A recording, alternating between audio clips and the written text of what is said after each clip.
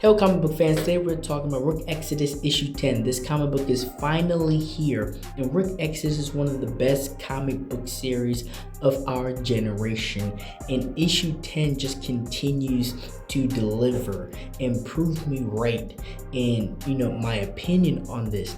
And this story starts off, issue 10 starts off with this spider on this web, and it turns out to be a very small spider as the panels zoom out from it, and it is this conversation between this couple, this man and this woman. And he was a man of war. He's talking about what he was really destined to be, and it shows the contrast and how they work so perfectly together, with her telling him, look around you, look at the world around you, look at the things around you. You are more better equipped, more dangerous when you're protecting and not really the attacker.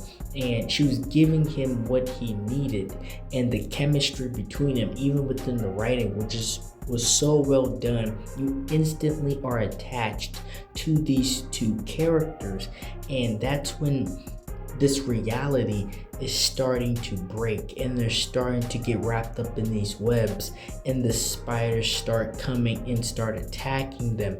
And this was just so well done to show you what was going on and what was in his mind.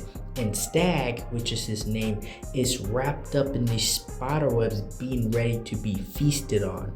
And if you wonder why this is happening, at the ending of the last issue, they ran into another warden, the warden of spiders, but he's been taken over by the spiders themselves. He's not in control. The spiders are, and they're hungry, and so they're starting to become in danger and get eaten and get feasted upon.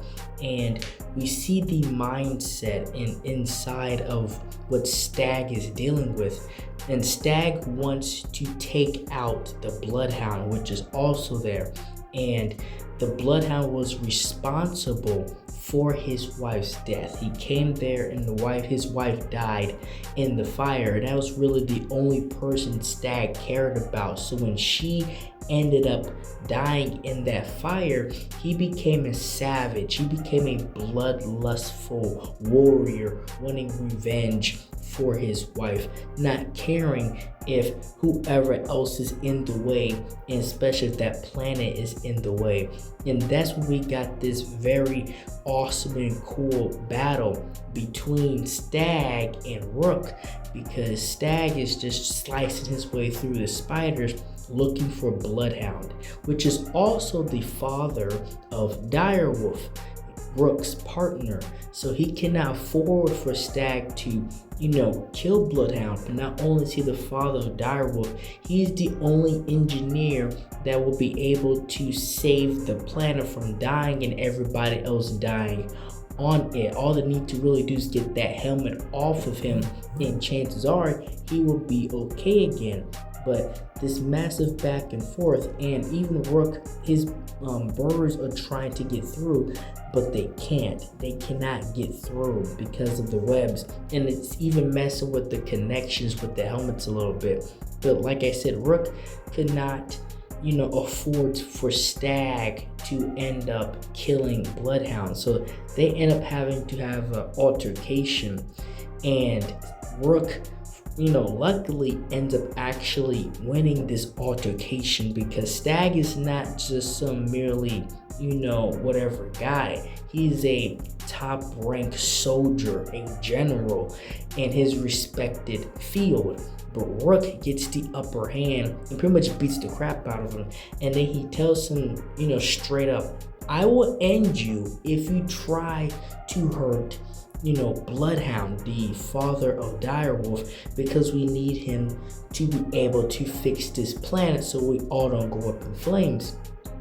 And it goes from this hardcore back and forth between them to it being more heartfelt, because Rook told Stag, listen to the deer, right? Listen to the animal that you're controlling. What do they want?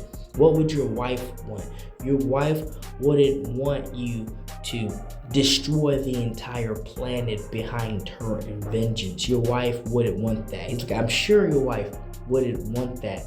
And Stag, understood. He eventually calms down, and they're able to tag team to try to get out of this predicament, because again, we haven't even seen the warden spider yet. He's somewhere very close by, and all these spiders are getting ready to eat everybody in here. Luckily, both Rook and Stag are able to get to Direwolf and the father in time before anything can happen.